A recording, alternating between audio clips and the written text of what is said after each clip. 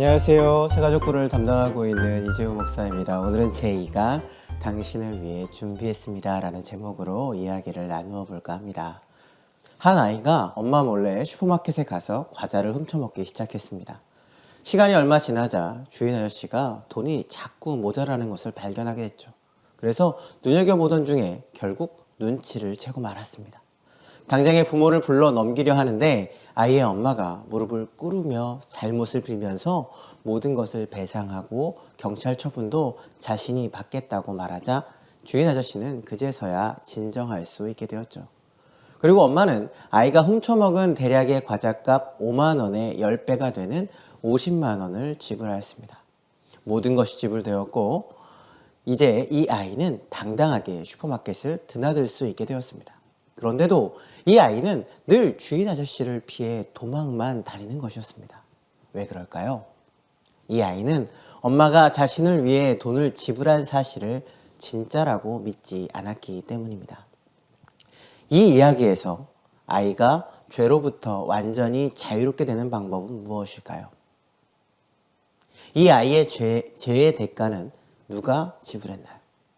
만약 이것이 지금 이 영상을 보고 계시는 여러분을 위한 선물이라면 이 선물을 받으시겠습니까?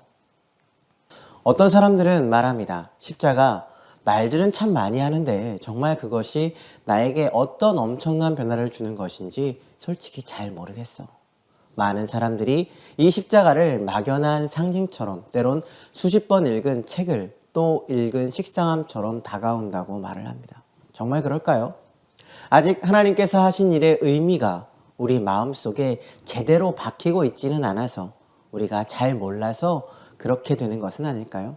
오늘 우리는 치명적 죽음으로 나에게 불어넣어 주신 생명이 어떤 것인지 살펴보고 오늘의 내용을 마음으로 받아들여 볼 수 있는 귀한 시간이 되기를 간절히 소원합니다. 오늘 지금 여러분의 마음에 십자가가 들어갈 수 있기를 간절히 소원합니다. 창세기 1장 1절 말씀을 한번 보도록 할까요? 태초에 하나님이 천지를 창조하시니라. 그렇습니다. 하나님께서 태초에 이 천지 만물을 창조하셨습니다. 땅이 홍던하고 공허하며 흑암이 깊음 위에 있고 하나님의 영은 수면 위에 운행하시느니라 라고 창세기 1장 2절 말씀은 이야기하고 있는데요. 이 말씀처럼 최초에는 땅이 혼돈하고 공허하며 흑암이 깊음 위에 있고 흑암만이 존재했던 그런 곳이었어요. 그냥 하나님의 영이 수면 위에 운행하고 계셨지만 아무것도 나타나지 않았던 시대라는 것을 이야기하는 것입니다. 즉 공허한 시대였다라는 것을 오늘 이렇게 그림을 통해서 보실 수 있죠. 그런데 이 공허함 속에서 하나님이 말씀으로 천지를 창조하셨습니다. 그래서 하늘과 별, 땅, 육지, 새 많은 것들을 창조하셨죠. 그리고 마지막에 어떻게 했습니까? 흙을 손으로 빚어서 그 코에 생기를 불어넣음으로써 인간을 창조하셨습니다. 그게 곧 아담과 하와이죠. 중요한 것은 하나님께서 그냥 만드셨다는 것이 아니라 자기의 형상대로 창조하셨다는 것입니다. 바로 우리는 하나님을 통해서 우리가 하나님의 형상대로 지어진 인간이라는 것을 말할 수 있는 것이죠. 그런데 이런 인간이 죄를 짓기 시작했어요. 어떤 것인가요? 뱀의 유혹에 빠져서 선악과를 따먹은 일이 발견하였죠. 이뿐만인가요? 하나님처럼 높아지고자 바벨탑을 쌓았죠. 그래서 결국엔 인간의 언어가 각기 다르게 되는 일들이 벌어지게 되었습니다. 물론 고대에는 이런 죄악들이 있죠. 이것 말고도 수많은 죄악들이 있습니다. 그렇지만 대표적인 죄악만 제가 다뤄보는 거예요. 그럼 이제 이런 것들이 있을까요? 또 다른 건 무엇이겠을까요? 현대에 넘어와서는 전쟁이라는 것을 볼 수 있죠. 전쟁뿐만 아니라 우리가 더 많은 죄들을 짓고 살아가고 있습니다. 그런데 그런 죄악 가운데 누가 오셨다고요? 예수님께서 이 땅에 오셨다라는 것입니다.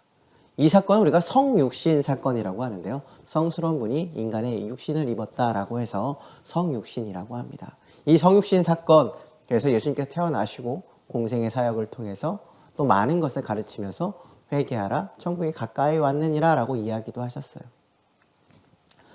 그렇지만 이 고난의 그 십자가의 길을 걷기 시작하시고 또 십자가에 달려 돌아가심으로 인해서 우리의 죄를 구속하셨습니다.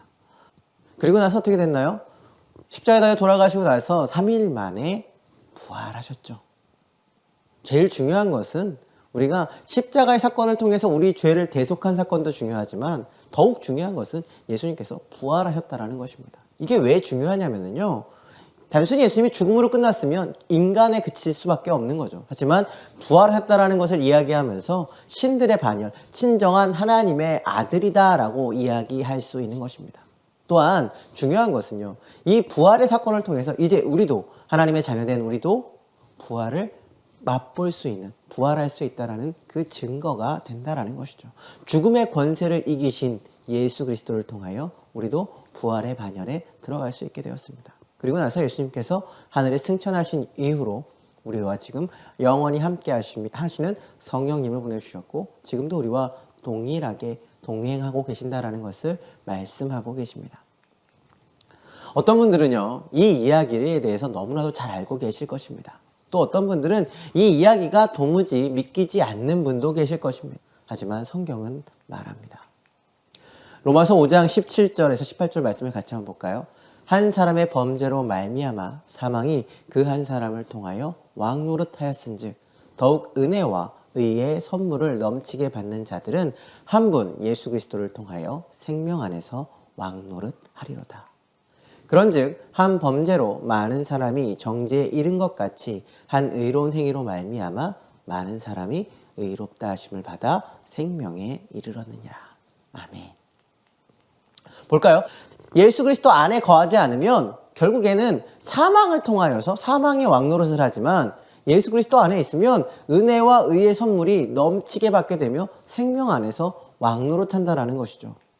뿐만 아니라 한 범죄로 많은 사람이 정죄에 이른 것 같이 한 의로운 행위, 예수 그리스도께서 십자가에 못 박혀 죽으심으로 말미암아 의롭다 하심을, 우리가 의롭다 하심을 받게 되었다라는 것을 이야기하고 있는 거죠. 한 사람의 희생으로 우리가 의롭게 되었다라는 것을 말씀하고 있는 것입니다.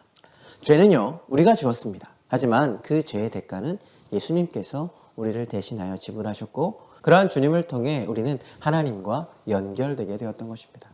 세상 그 어느 누구도 가치가 낮은 것을 위해서 더 높은 가치를 희생하지는 않습니다. 이게 세상의 강자들이 사는 법입니다. 그런데 하나님께서는 친히 이 법칙을 깨뜨리셨습니다. 무엇 때문에요? 우리 인간을 위해서. 그래서 신이신 하나님께서 직접 인간을 위해 대신 죽음의 대가를 지불하신 것입니다. 인간보다 훨씬 뛰어나신 분이 인간을 대신하여 희생하셨으니 이 얼마나 대단한 일이라 말할 수 있겠습니까? 그런데 이보다 더 중요한 사실은 이 지구상에 단 한 명, 지금 이 영상을 보고 계시는 성도님만 이 지구상에 있다 할지라도 예수님은 이 땅에 오셨고 또 십자가를 지셨을 것이라는 사실입니다. 이 세상에 단 한 명의 사람이 존재한다 할지라도 주님은 그 한 명을 위하여 이 땅에 오셨습니다. 그래서 십자가가 대단한 것입니다. 그리고 이것이 바로 우리에게 주어진 선물인 것입니다. 이제 우리는 이 선물을 받기만 하면 됩니다. 그리고 이 선물을 받을 때 하나님은 우리를 구원으로 인도하실 것입니다. 이 구원을 얻게 하는 하나님의 역사와 사랑이 바로 우리 영상을 보고 계시는 당신을 위해 하나님이 오랫동안 준비하신 선물인 것입니다. 이제 우리 같이 기도하겠습니다. 사랑과 은혜가 풍성하신 하나님 아버지, 오늘 예수님께서 이 땅에 오신 의미와 또 구원의 참된 의미를 살펴보았습니다. 저희는 아직도 잘 모르고 마음속에 와닿진 않지만 이제 우리가 우리의 입술로 주님을 시인하며 마음으로 믿어서 진정한 구원에 이르고 하나님이 주시는 참된 은혜와 복을 누리는 저희가 될 수 있도록 인도하여 주시옵소서. 모든 것을 주님께 맡깁니다. 주께서 지켜주시고 채워주실 것을 믿으며 우리를 사랑하시는 예수님의 이름으로 기도하옵나이다. 아멘. 감사합니다.